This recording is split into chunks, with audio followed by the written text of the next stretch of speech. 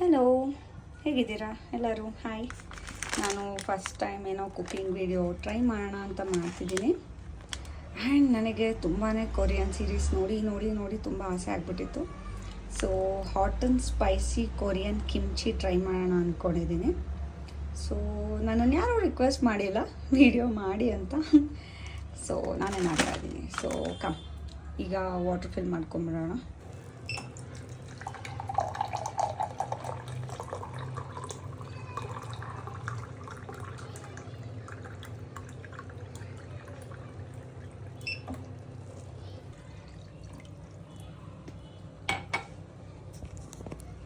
So boil ಮಾಡೋಕ್ಕೋಸ್ಕರ ನಾನು as per the instruction just boil ಮಾಡಬೇಕು. ದೆನ್ ಇದರಲ್ಲಿರೋ ಮಸಾಲಾನ ಜಸ್ಟ್ ಮಿಕ್ಸ್ ಮಾಡಬೇಕು ಅಂತ ಹೇಳಿದ್ದಾರೆ.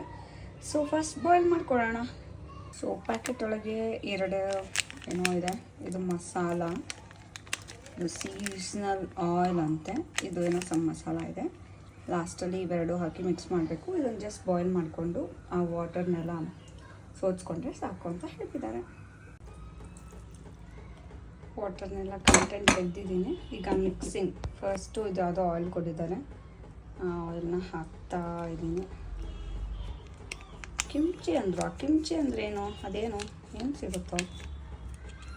ಸೊ ಎಸ್, ಆಯಿಲ್ ಹಾಕಿದ್ದೀನಿ. ನೆಕ್ಸ್ಟು ಈ ಪೌಡರ್ ಇದೆ. ಈ ಪೌಡರ್ನ ಕೂಡ ಹಾಕಿ ಚೆನ್ನಾಗಿ ಮಿಕ್ಸ್ ಮಾಡ್ತೀನಿ.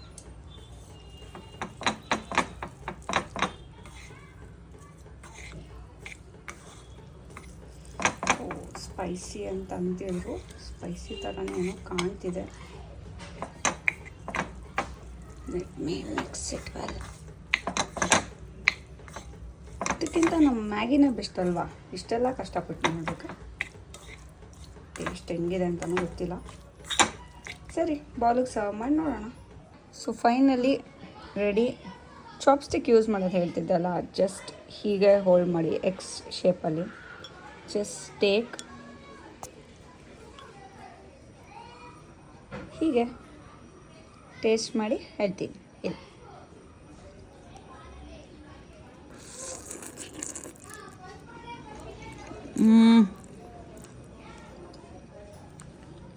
ಸ್ಪೈಸಿ ಜಾಸ್ತಿ ಇದೆ. Taste okay. ನಮ್ಮ ಮ್ಯಾಗಿನೇ ಚೆನ್ನಾಗಿರ್ಬೋದು.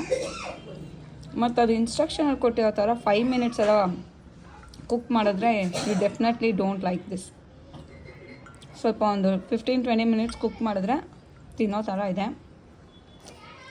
ಓವರಾಲ್ ಔಟ್ ಆಫ್ 10 5 ಕೊಡ್ಬೋದು ಅಷ್ಟೇ. ಓಕೆ.